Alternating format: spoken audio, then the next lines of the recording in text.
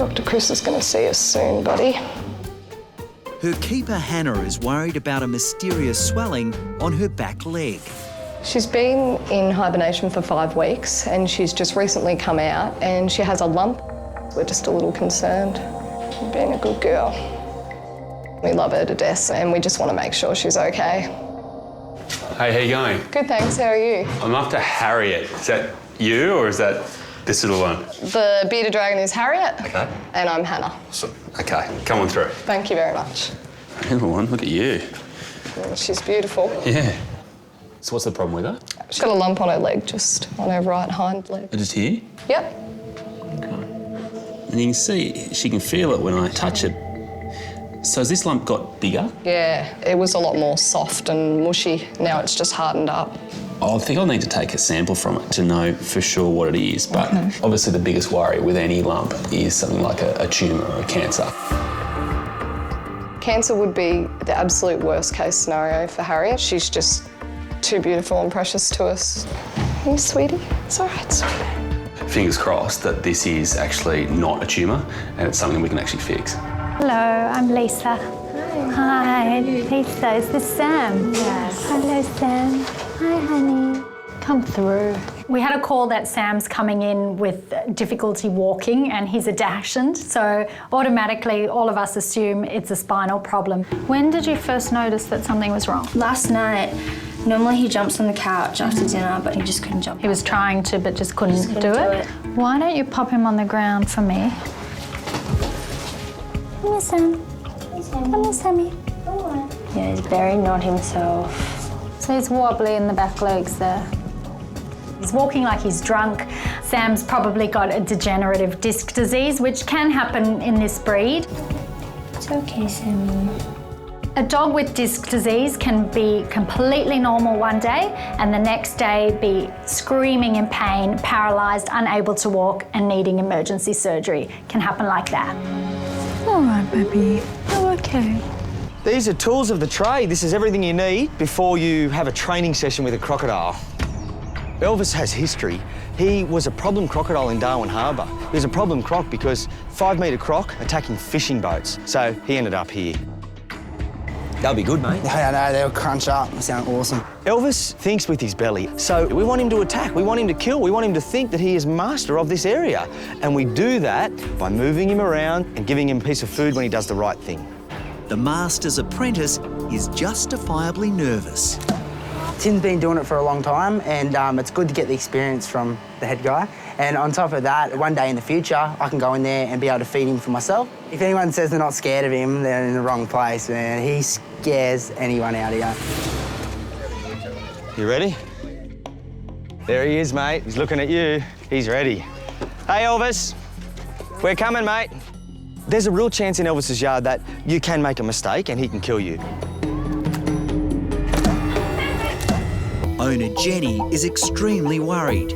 Milk fever is a life-threatening condition that affects new mums. These cows produce a lot of milk all of a sudden just when they're coming into delivering their calf. All that calcium going straight into their udder means they become quite deficient themselves. A lack of calcium in their body means their muscles can't contract. They don't have any strength to get themselves up. So the point of putting this rope around like this is really just to try to keep her still. Because with this condition, the problem is she becomes quite erratic in her behaviour. And for her to have the best chance of standing up right now, she needs to keep still. Try telling that to a 600-kilo cow. Oh, hey.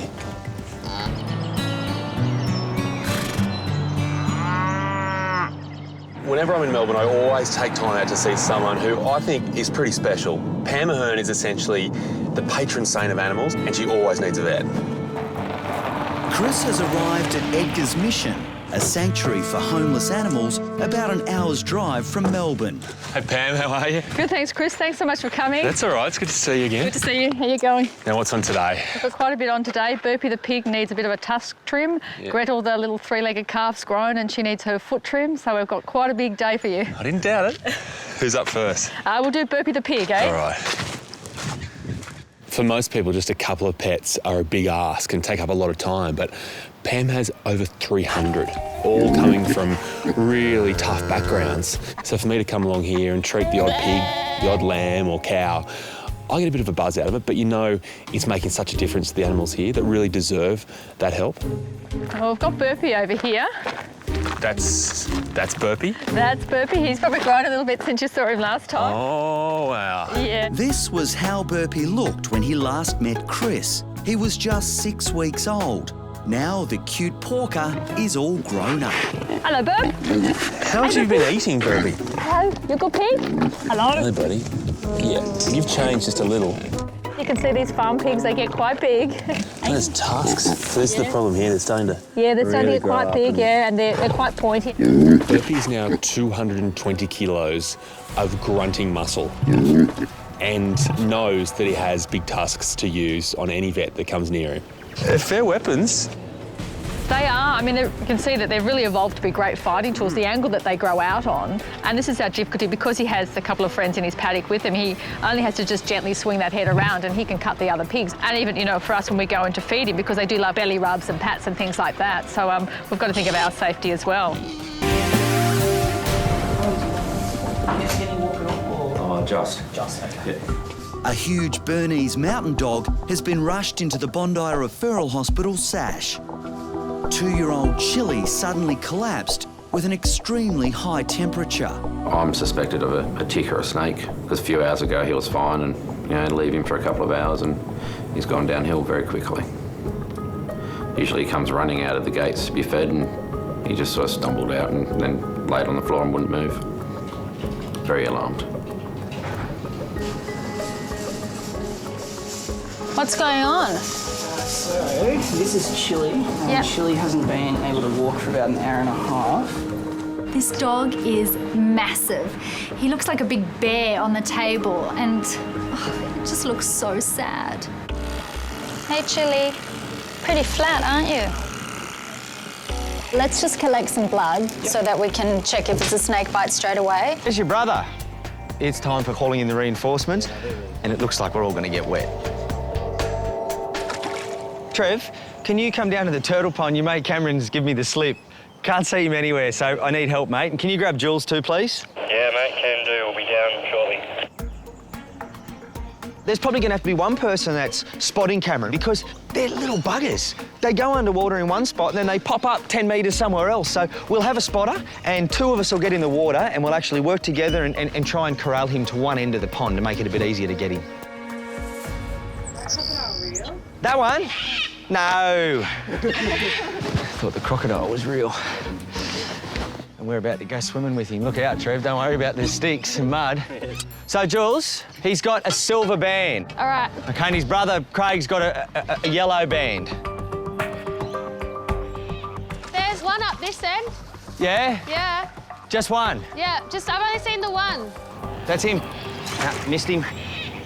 Oh, it's slippery, mate. Yeah. There's about this much sludge, and it stinks. Look at it bubbling. He's on to us. You know they've gone by because there's this little mud plume where the bird's been. It's not an easy task to catch a cormorant. Yeah, there he goes. It's a bit more of a wrestler than I thought. Yeah. She's strong. She is. Yeah, she's had to be, you know, and she's tough. She doesn't like to feel like things aren't going away because she knows that she's a little bit vulnerable. Yeah. Hey. Come on. It's all right.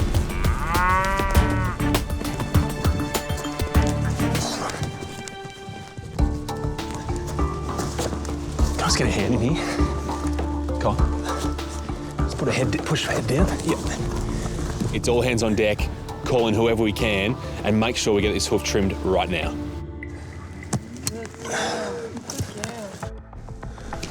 I just don't think they're going to be able to get underneath this toe here. So I'm going to have to use the angle grinder. Yep. Normally angle grinders are used to cut steel. Today, they're being used for something entirely different. Yeah. Whoa, good girl, good girl. Good girl, well done. Good girl. Good girl. Well done. It's like a baby animal calendar that's just come to life. Look at it.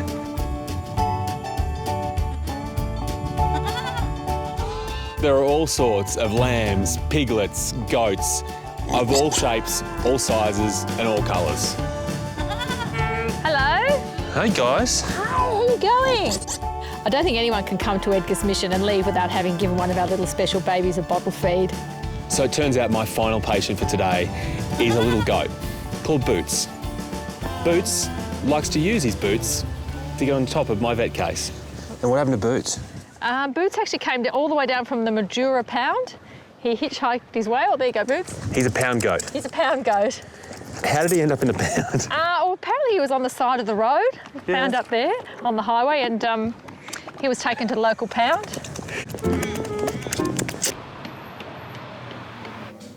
It's okay. It's gonna make it, I think. Possum's okay. Chris's consult with the perfectly coiffed poodles is continuing. So he looks pretty healthy, as well as stunning. How long has it been going on for? She's only been really bad the last week or two. Yeah. Okay, and it's definitely getting worse. Yes. Yeah, daily getting worse. All right. Emergency vet Lisa Chimes is now waiting for the results of blood tests taken earlier in the week. So what I'm doing now is I'll just check if she's got air flowing through that nostril. So it's a pretty simple test. Yeah. And that's good. She's got airflow going through both nostrils. That's one good sign. It could be something as simple as a foreign body, like a grass seed that's in there. We can pull it out, problem solved. But then there's more complicated things like fungal diseases and tumours and things like that. This is Hugo's brekkie, and you're eating it all. At the Australian Reptile Park, Operations Manager Tim Faulkner is about to take on a massive challenge. There's plenty of routine jobs we do at the reptile park, and one of them is weighing all of the animals. And when the animal is a Galapagos tortoise called Hugo, the degree of difficulty goes straight to a 10. Today's exciting. To the average person, it may seem simple, but for the first time, we'll have an actual weight of Hugo. It's a big day for you today, isn't it, mister? Hey? Oh, cuddle time, really? Oh, there we go. Oh. Hugo's favourite keeper, Jules, is helping Tim with his weighty assignment. Hey, Jules. Hey. Big day? Yeah. Pretty excited.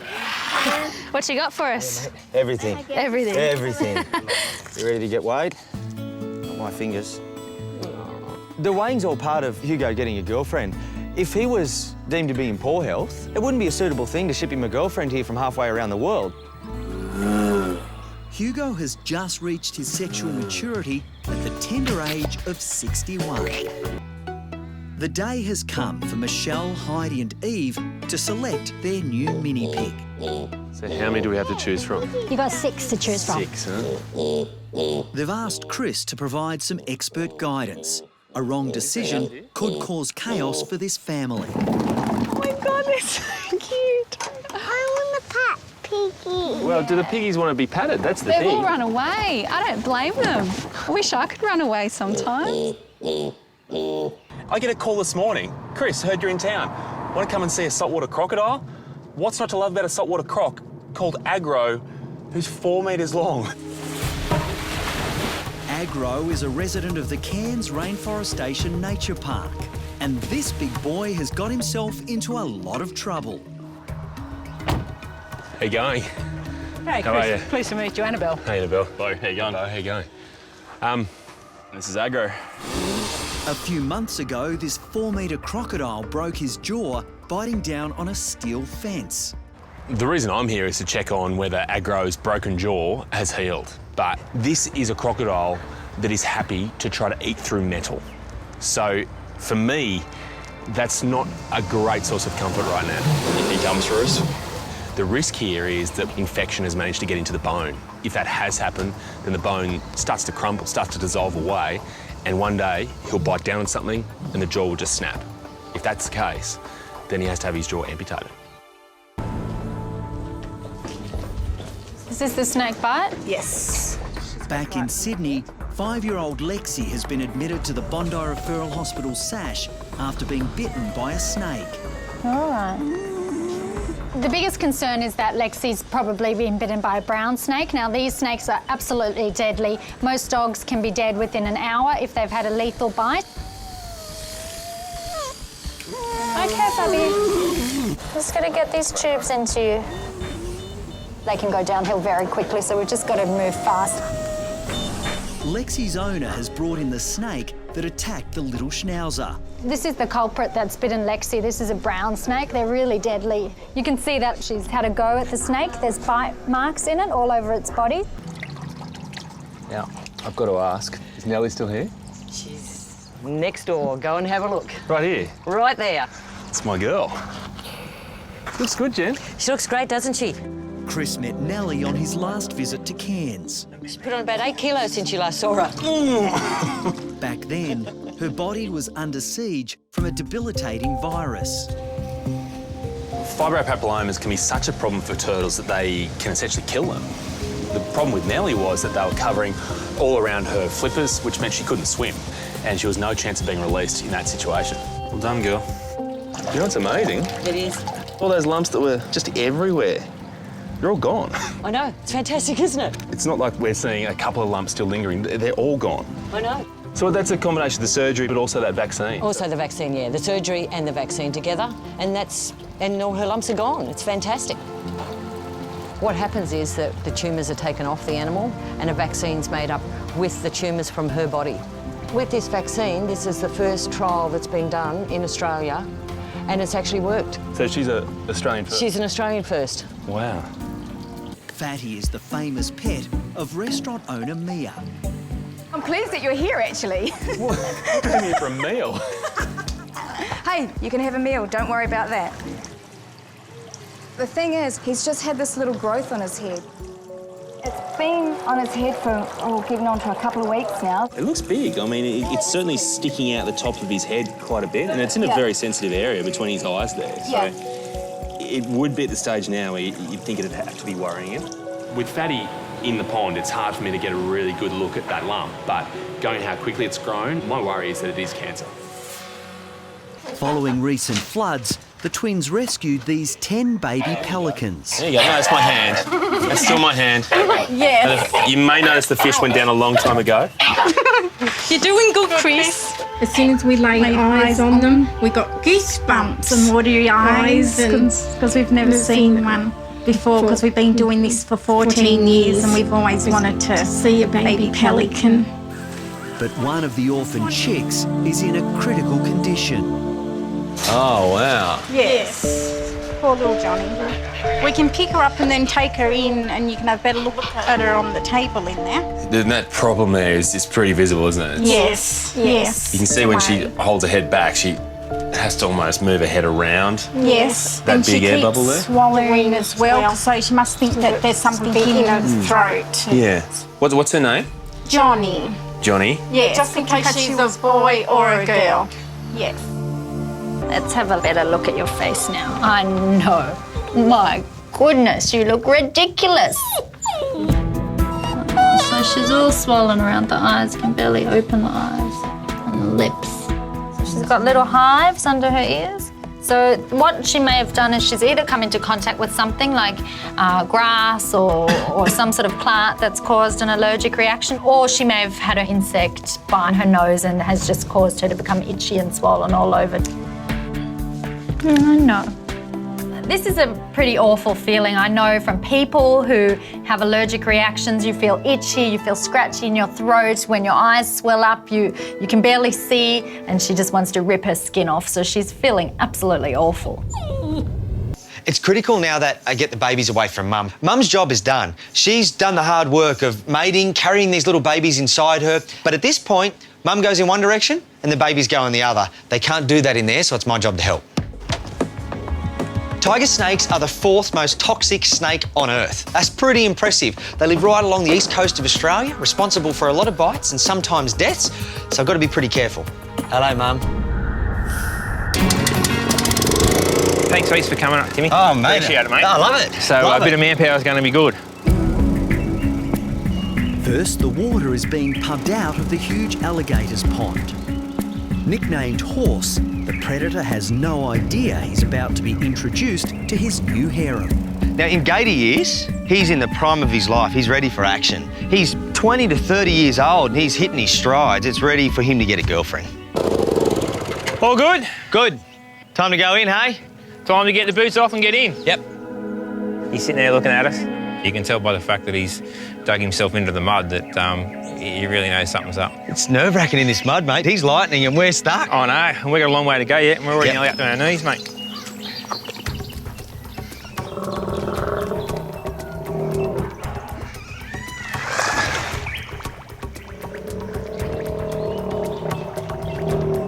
That's what we want, that mouth open. Jeez, he's strong. That's it. You got him hooked, mate? Nah, it's off. Come on, mate. Come on, mate. Put your head up. Ready? That's it. You got him hooked? Yep. He's on. Keep that tension on. Girls, could you bring us that second rope, please? Yep. You know, this big monster horse here, he's capable of tearing a leg off.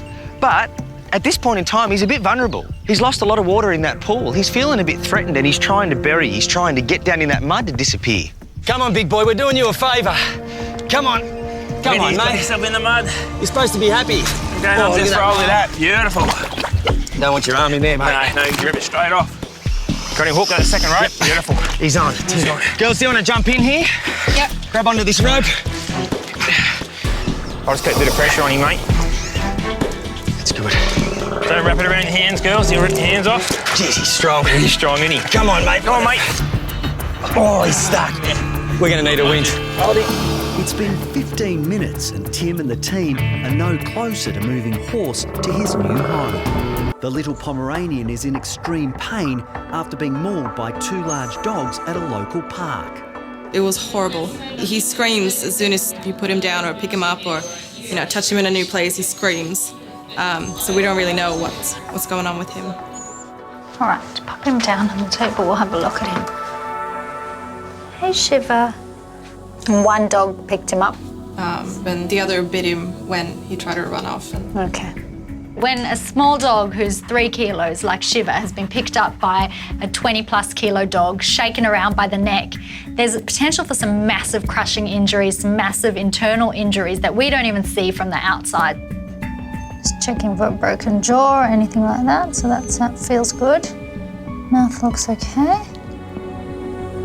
Good thing is he's moving air really nicely through his chest, which is very, very good. Good boy.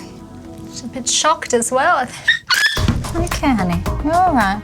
You look at Shiva and he doesn't look too bad, but you touch him and he screams. This little dog is absolutely terrified and in a lot of pain. Let's pop him on the ground and see what he can.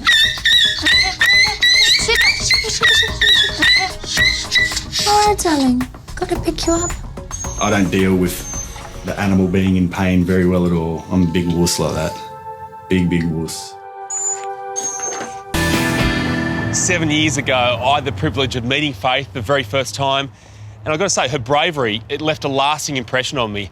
I'm back this time for a very special celebration. It was one I was never going to miss.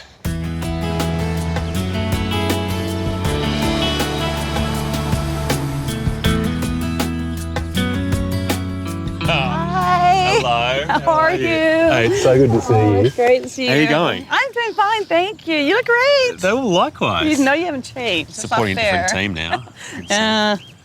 Live in Indiana. Well, that's it. Where is she? She's inside. Come on. Hello, beautiful girl. Look at you. She's still amazing. Thank you. I walk in the door and my reaction is exactly the same as it was the first time. Absolute disbelief over what I'm seeing. Where's my present? She's like, did you bring me anything? Huh? No, did you bring Is that what you were asking? Present will come later. For her, it's like seeing an old friend. She's like, oh, look, it's Dr. Chris. The funny thing is, I feel as excited now about meeting Faith for the second time as I did for the first. Mainly because ever since I met her, I really haven't stopped thinking about her. You see squirrels? When Chris first met Jude Stringfellow and her famous two-legged canine, it was in their former home of Oklahoma in 2006, and Faith was only 3 years old. She's gone squirrel hunting. We'll see you in a while. As this truly amazing bipedal canine chased squirrels, Chris discovered how Jude saved Faith's life. When Jude first met her, Faith had 2 deformed front legs. She was told by everyone to put her down. She was told that she'd have no quality of life. I knew that she was going to die if I didn't help her. It was definitely life or death, and I had to be there for her. I said, you know what, we're going to do this. This dog's going to have to walk. If she's going to make it, she's going to have to do it on her own. Jude tried lots of ways to convince Faith's body to do the impossible and walk. Nothing seemed to work until she tried a spoonful of peanut butter. I would stick it above her nose and raise it up and watch her actually get interested in it and then kind of pull her away, and that way she could follow the spoon. Since that time, Faith has become a worldwide phenomenon and inspired millions of people with her courage. There's no doubt that Faith is a big celebrity over here. She's done all the talk shows. Oprah called her her favourite ever guest. And she's racked up some serious miles in those little two legs of hers. She's been overseas on missions for the army. She's helped out war victims. It's amazing what she's managed to achieve in her life. A few months ago, Jude contacted Chris to invite him to two major milestones in Faith's life: her 10th birthday party and her official farewell from public life. I can't believe she's almost 10 and she's retiring. She is. It's time. It's time. Hi, I'm Dr. Danny Dusek from Bondi Vet. If you love our show and want to see more, plus some amazing content about pets and how to care for them, hit the subscribe button. Click that little notification bell and we'll see you on our next video.